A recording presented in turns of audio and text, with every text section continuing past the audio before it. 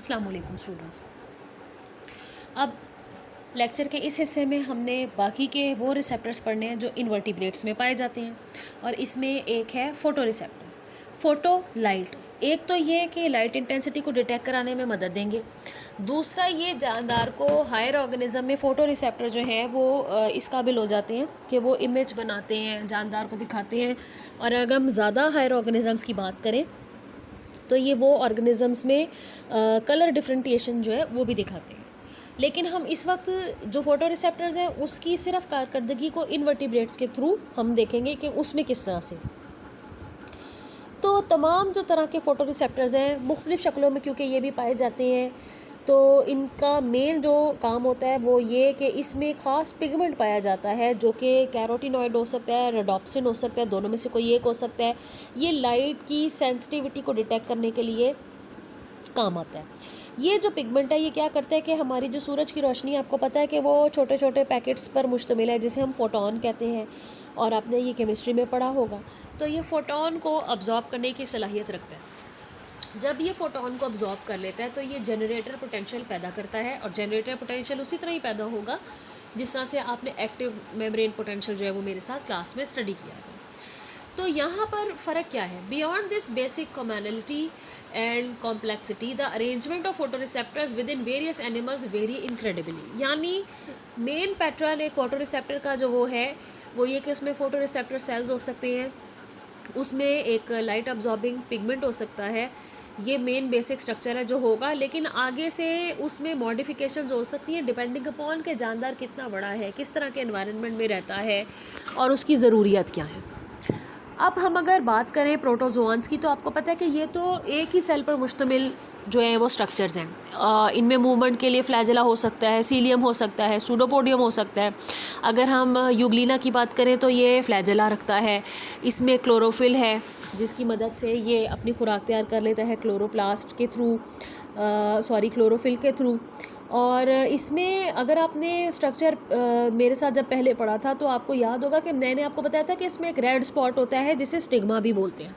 पुरानी बुक्स में red spot की टर्म यूज़ होती थी, स्टिग्मा की भी कुछ बुक्स में टर्म इस्तेमाल होती थी, और रेड फोटो रिसेप्टर ग्रैन्यूल भी इसको कहते हैं। रेड इसलिए क्योंकि ये उसको लाइट इंटेंसिटी को डिटेक्ट करने में जो है वो मददगार साबित होता है, फोटो रिसेप्टर है, और इसको स्टिग्मा बोलते हैं। तो ये जो ग्रैन्यूल है इसमें असल में कैरोटीनॉइड टाइप के जो पिगमेंट है या कैरोटीनॉइड है वो पाया जाता है। असल में जो ये फोटो रिसेप्टर है ये एक जो फ्लैजेला की बेस है उसका आपको पता है कि जो रूट टाइप स्ट्रक्चर होता है वो एम्बेड अंदर धंसा हुआ होता है सेल के अंदर। उसकी जो बेस होती है वो यूग्लिना के सेल के अंदर होती है, तो ये उसके पास पाया जाता है। Stigma probably serves as a shield which is essential for photoreceptor is to detect light coming from certain directions but not from others। क्योंकि ये सादा तरीन ऑर्गेनिजम्स हैं, एक ही सेल पर मुश्तमिल है, तो एक ही सिमत से आने वाली लाइट इंटेंसिटी को ये डिटेक्ट करेंगे। So photo receptor plus the stigma enable the euglena to orient itself so that its photoreceptor is exposed to light। तो इसके जो फोटोरिसेप्टर है उसको एक्सपोज किया जाएगा लाइट की तरफ, इसकी सिमत जो है उसको किया जाएगा, एडजस्ट किया जाएगा, क्योंकि यूग्लिना को फोटोसिंथेसिस भी करनी है, और ये जो है एक ऐसा ऑर्गेनिज़म है जिसे पानी में रहता है, अपनी खुराक को तैयार करता है। तो सूरज की रोशनी इसको इसलिए ज़रूरी चाहिए क्योंकि आपको पता है कि सनलाइट की प्रेजेंस में ही फोटोसिंथेसिस हो सकती है। इसलिए ये लाइट इंटेंसिटी को डिटेक्ट करने के लिए इस स्ट्रक्चर को इस्तेमाल करते हैं। इसके अलावा पानी में किस रीजन में ये मौजूद है, वाटर बॉडी जो है उसमें ये किस तरफ मौजूद है, वहाँ रोशनी की क्या सिचुएशन है, क्या इनफ लाइट मौजूद है फोटोसिंथेसिस के लिए, ये उसको भी डिटेक्ट कराने में मददगार साबित होता है।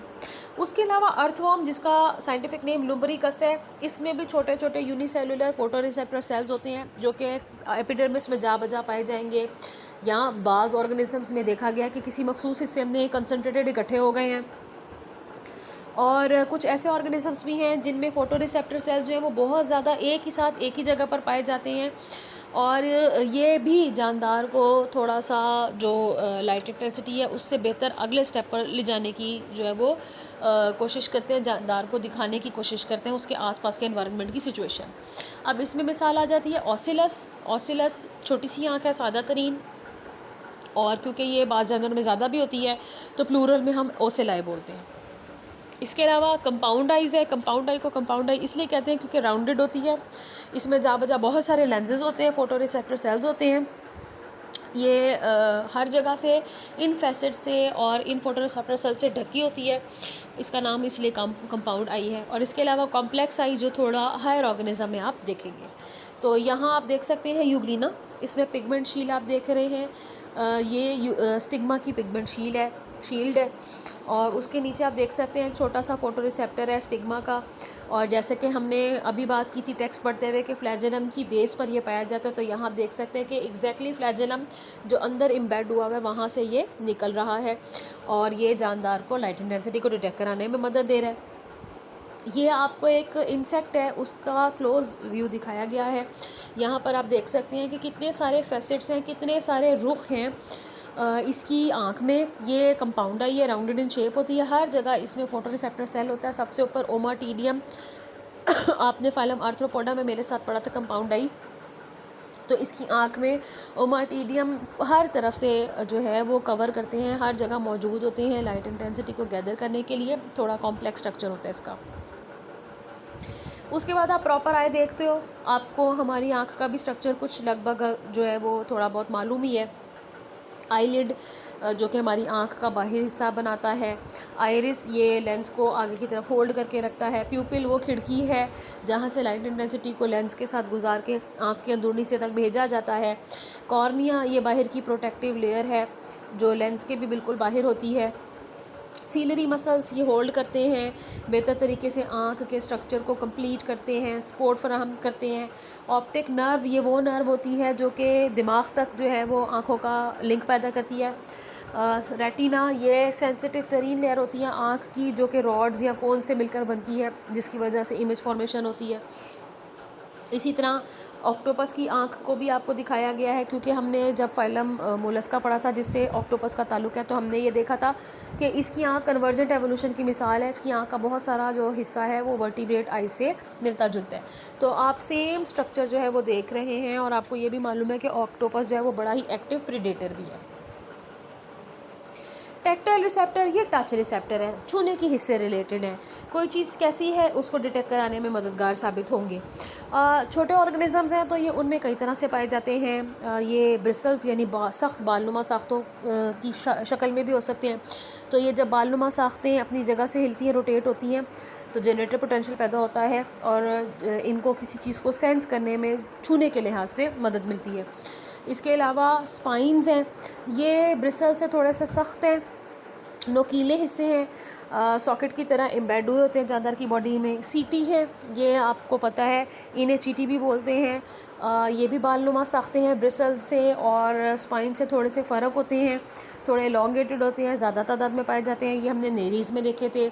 इसके अलावा ट्यूबरकल्स हैं, ये भी उभार नुमा स्ट्रक्चर्स हैं जो कि जानदार की बॉडी से बाहर की तरफ निकले होते हैं और इनका काम भी जानदार को छूने की हिस्से रिलेटेड इन्फॉर्मेशन जो है वो फ्राहम करना होता है। तो ये जिस पोस्चर में, जिस पोजीशन में होते हैं, जब वो पोजीशन डिटॉर्ट हो जाती है, इनको इनकी जगह से हिला देती है, जिसे हम कह रहे हैं कि डीफॉर्म हो जाती हैं, तो इस डीफॉर्मिटी की वजह से इनमें नीचे की तरफ मौजूद जो सेंसरी न्यूरॉन्स हैं जो हमें जानदार की बॉडी के अंदर पाए जाएंगे, नज़र आएंगे, बाहर नहीं नज़र आएंगे। बाहर आपको ये स्ट्रक्चर्स नज़र आएंगे, स्पाइन है, ट्यूबरकल है, ब्रिसल है, सीटी है या जिसे हम चीटी भी बोलते हैं, ये पाए जाएंगे। ये जब अपनी जगह से मूव करेंगे, अपनी जगह से हिल जाएंगे, तो उसकी वजह से जनरेटर पोटेंशियल पैदा होगा और जानदार को ये चीज़ महसूस होगी कि कोई चीज़ उसके कितने करीब है या उसको क्या महसूस हो रहा है जो जानदार उसके पास है और कितना बड़ा वो जानदार है, कितना बड़ा वो इम्पैक्ट है। टैक्टाइल रिसेप्टर्स जो है वो सेंसिटिव होते हैं और ये मैकेनिकल प्रेशर को ज़ाहिरी बात है कि जो है वो दिखाते हैं। तो ये इर्ताशी लहरों की सूरत में भी हो सकता है, पानी के थ्रू भी किसी चीज़ का दबाव फील हो सकता है क्योंकि पानी एक अच्छा मीडियम है। और अगर सॉलिड सबस्ट्रेट है जैसे कि ज़मीन है जिस पर रेंगने वाले जानदार पाए जाते हैं तो ये उनमें भी हो सकता है। तो ट्यूब डिवेलिंग जो पॉलीकीट्स है, आपको पता है कि ट्यूब डिवेलिंग इन्हें इसलिए कहते हैं क्योंकि ये समंदर के नीचे ऐसे पानी की वाटर बॉडीज़ के नीचे बरो बनाकर एक यू शेप ट्यूब या लंबी ट्यूब बनाकर रहना पसंद करते हैं। अपने मुंह को ट्यूब के सुराख के पास रख लेते हैं ताकि ये खुराक पकड़ सकें, ताकि ये ज़रूरत के मुताबिक पानी ले सकें। और पानी में बहते नहीं पाए जाते हैं, बल्कि ट्यूब बनाकर रहना पसंद करते हैं, तो इसलिए इन्हें ट्यूब डिवेलर्स भी कहा जाता है। तो वेब बिल्डिंग स्पाइडर्स जो है इनमें भी टैक्टाइल रिसेप्टर्स होते हैं, जिसकी वजह से जब कोई जो ऑर्गेनिज्म है, मेनली वो मक्खी वगैरह हैं, छोटे हशरात होते हैं, वो इनके जाले में फंस जाता है, तो जो वाइब्रेशन उसके फंसने से पैदा होती हैं, ये अपने इन रिसेप्टर्स की मदद से उनको डिटेक्ट कर लेते हैं और इन्हें मालूम हो जाता है कि हमारे जाल में कुछ फंस गया है, जिसको हम खुराक के तौर पर इस्तेमाल कर सकते हैं। थर्मो रिसेप्टर्स नाम से ज़ाहिर है कि दर्जा हरारत को डिटेक्ट कराएंगे, कितनी ठंडक है, कितनी गर्माइश है, तो ये भी मुख्तलिफ़ तरह के हो सकते हैं। और यहाँ आप देख सकते हैं कि इन्होंने एक पिक्चर बनाई है आपके लिए क्रेफिश की, जिसमें आप रिसेप्टर्स के बारे में बात कर सकते हैं कि एक्सॉन जो है वो किस तरह से सेंसरी न्यूरॉन के तौर पे काम करता है, इसके डेंड्राइट्स किस तरह से मसल्स के अंदर एम्बेड करते हैं, न्यूरोमस्कुलर जंक्शन बनाते हैं, जिसकी वजह से ये उसको पैगाम पहुंचा सकते हैं। अगर हम पिछले पेज पर ये थर्मो रिसेप्टर की बात करें तो प्रोटोजोन्स की इन्होंने कुछ मिसाल दी हुई है, पैरामीशियम वगैरह की मिसाल इन्होंने दी हुई है कि ये हल्के फुल्के दर्जा हरारत में तब्दीली को जो है वो डिटेक्ट कर सकते हैं और ये एक्सट्रीम एनवायरनमेंट में नहीं रहते, क्योंकि ये बहुत ही छोटे जानदार हैं, तो इनको ज़रा सा भी चेंज दर्जा हरारत में जब आएगा तो उससे इनको परेशानी होगी। मिसाल के तौर पर हद से ज़्यादा ठंडक हो जाना, हद से ज़्यादा गर्मी हो जाना। Somehow a heat sensing mechanism draws leeches and tricks to warm blooded host। बिल्कुल सही बात है, जो लीच है वो फाइलम एनीलिडा से ताल्लुक़ रखती है और ये मैमल्स का मेनली खून चूसती है, जिसमें मवेशी हैं जो कि पानी पीने के लिए तालाबों में जाते हैं और इंसान भी बाज़ दफ़ा नहाने के लिए, किसी पानी निकालने के लिए, जानवरों को निकालने के लिए जब तालाबों वगैरह में उतरता है तो लीच जो है वो उनके जिस्म से चिपका लेती है अपने आप को अपने सकर्स की मदद से और खून चूसना शुरू कर देती है। और ये कैटल्स में तो ज़्यादा बात कॉमन है, क्योंकि कैटल जो है वो बाथिंग के लिए और जब शदीद गर्मी हो तो तालाब में अपने आप को कैटल्स वगैरह जो है वो डुबाए रखते हैं।